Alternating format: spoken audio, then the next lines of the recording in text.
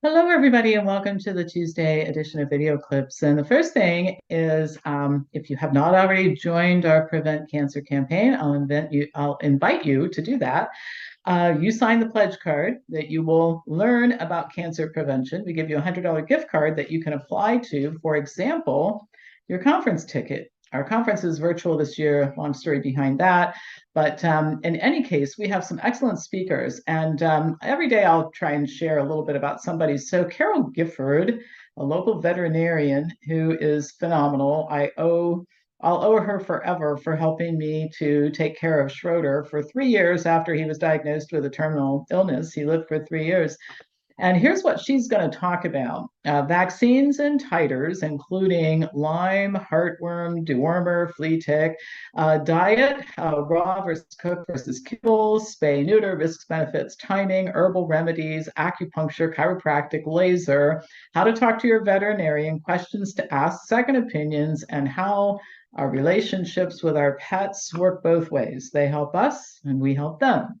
So that's just one of our many speakers. And if you're an animal lover like me, and you always are adopting animals like me, that might be a workshop that you'd want to attend. And you can use your $100 coupon that we give you toward that. There's 50 other things you can choose too, but if you wanted to attend our conference, you can attend it for not a whole lot of money if you sign the cancer pledge. And I'm conducting cancer prevention workshops to talk to you about and teach you how to prevent cancer. And that's what the topic is going to be today. Some great questions that you asked after last week's video that I'm going to answer. The next free tour, looking at our websites and our libraries, and a free Q&A with me if you are not a Wellness Forum member, is next week on the 26th. And then I'm teaching a boot camp on attention deficit hyperactivity disorder, going to review the role of supplements and therapy and causes and resolutions in the education system, all kinds of things that are helpful if you're interested in that topic or you have children. And last but not least, it's that time during the fall when we start signing up for Optimal Health and Life with Pam Part 1 and 2. I really limit the participation because I want the groups to be small with a lot of interaction, and we cover everything in part 1, from time management to sleep and supplements and all kinds of intermittent fasting, all kinds of things in addition to diet. It's a very, very broad Friday night, Saturday all day. Part 2 deals with healthy aging. And so, and you can take both of them. So if you're interested in those, send me an email, pampopper@msn.com, and I will send you information. All right, so for today's topic, it's a response to a couple of viewers who wrote in and asked, first of all, does sugar cause or feed cancer? And second of all, should a person who's diagnosed with cancer stop eating fruit? So let's talk about causes of cancer. First, I want to set the stage for answering the question. There are several, and most people who've been diagnosed, once they're educated about the causes of cancer, can usually identify several habits, drugs, health conditions, and factors that contributed to their cancer. These include poor diet, and it's not just sugar, by the way, being overweight, consuming too much alcohol, stress, social isolation, smoking, taking antibiotics, particularly if they've been taken often, sedentary lifestyles, sleep habits. And so here's what I can say. During the 27 years that I've been interacting with cancer patients, I've encountered one person who I knew had a single cause of cancer, which was exposure to massive amounts of chemicals in a manufacturing facility he owned. I mean, even smoking by itself doesn't cause cancer most of the time. And one example I can give of that is the Japanese incidence of smoking in Japan is much higher than here, and the cancer rate is much lower, including for lung cancers. So it's not a single cause thing. Gosh, if I just do this one thing right, I won't get cancer. That's not the way it works.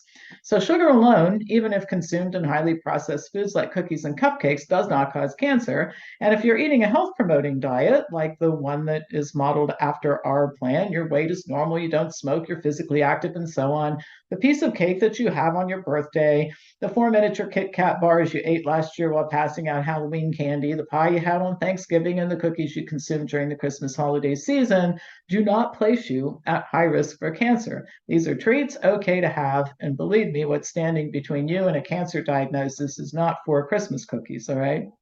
So I think it's really important that we not look at this in such a simplistic way. Now, the questions about sugar feeding cancer or whether or not cancer patients should give up fruit, that's a little more complicated, but I'm going to try and give you the simple version here. First of all, carbohydrate foods like fruit, vegetables, whole grains, legumes are converted to glucose, which provides energy to the cells of the body. Now, one of the characteristics of cancer cells is that due to a situation called abnormal respiration, they take up glucose at 18 times the rate of normal cells. In fact, they have to develop additional blood vessels through a process called angiogenesis in order to accommodate the increased need for glucose. Now, there are several ways to treat cancer, either in addition to or sometimes instead of surgery, chemotherapy, and radiation. One of these is water fasting for extended periods of time. After the first 48 to 72 hours of water fasting, the body shifts from relying on glucose for fuel to using ketones. One of the reasons this can be helpful for a cancer patient is that cancer cells can't live on ketones, while normal cells in your brain cells can. So the cancer cells become weaker, which makes them more vulnerable to chemotherapy drugs, thereby increasing the efficacy of the treatment. And there are a few documented cases in which cancers disappeared after a water fast. It's important to note that this happens due to water fasting when all food is taken away, not just by eliminating fruit or rice or desserts or any single carbohydrate food or food group. Another option that's shown some promise for patients with aggressive cancers like pancreatic cancer or brain cancer, where patients have a rather limited lifespan, is a ketogenic diet. The keto diet's a very high-fat diet that eliminates almost all carbohydrate foods. The goal is to put the body in a permanent state of ketosis, essentially depriving both cancer cells and normal cells of glucose to extend survival. In other words, the body's in a permanent fasting state. That's the objective of a keto diet. All food must be weighed and measured. It's very difficult to adopt this and maintain it properly. It requires some expert assistance. And everything has to be weighed and measured. Ketone levels have to be checked several times per day. The original reason this diet was developed, it was developed by dietitians at Johns Hopkins to treat epileptic children, and most kids get better. For many kids, it goes away as a result of a keto diet for 2 to 3 years. Now, a few case reports have shown increased lifespan as a result of the keto diet. I've not seen any documented cures. A couple things to keep in mind about this. It's an extreme diet that should only be undertaken when there are few or no other options, and there are serious side effects from the diet. We have a lot of data on this from epileptic children and follow-up studies. In the case of a severely epileptic child, the damage is often worth it. Children who have no hope of ever living a normal life, even if medicated, have a chance of leading a more normal or even completely normal life as a result of adherence to the diet for 2 to 3 years. A terminal cancer patient could make the same calculation. A harmful diet that extends life for 5 years or 7 years is a good trade-off. So here's what all of this means. The best diet for humans is a high carbohydrate, high fiber, lower fat diet. In other words, fruits, vegetables, whole grains, legumes as the primary foods you live on, which will provide glucose for fuel for your body. Eliminating fruit is not going to deprive cells of glucose, and eliminating only desserts isn't going to. It's only eliminating all of it to adopt a keto diet or to complete a water fast that will provide benefit for the cancer patient. Now, I'm going to come back to the cancer campaign. If you sign the pledge and you'll be joining me for one of the Prevent Cancer workshops, I'm going to give you some more detail about diet and cancer. There's a lot of evidence, this may shock you, that dietary perfection, where you avoid all desserts and processed foods and adopt a very strict diet, is sometimes backfires for cancer patients in some interesting ways. So I guess the best way that I can kind of wrap this up for you is to tell you that cancer is a real complicated disease. It is multifactorial. The reasons that people develop cancer, lots of them, it's usually not due to only one thing.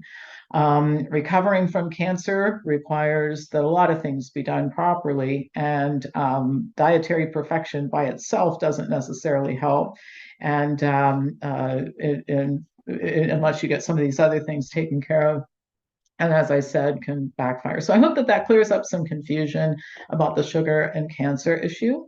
And feel free to send more questions if you like during this period of time when we're in the midst of the cancer campaign. I'm going to try to make these Tuesday messages focused on cancer, preventing cancer, etc. So with that, that's all for today. As usual, pass this on to anybody who you think would enjoy watching it. If you found any of the things that I mentioned earlier interesting, or you want to join the campaign, please send me an email at pampopper@msn.com. Thank you so much for watching.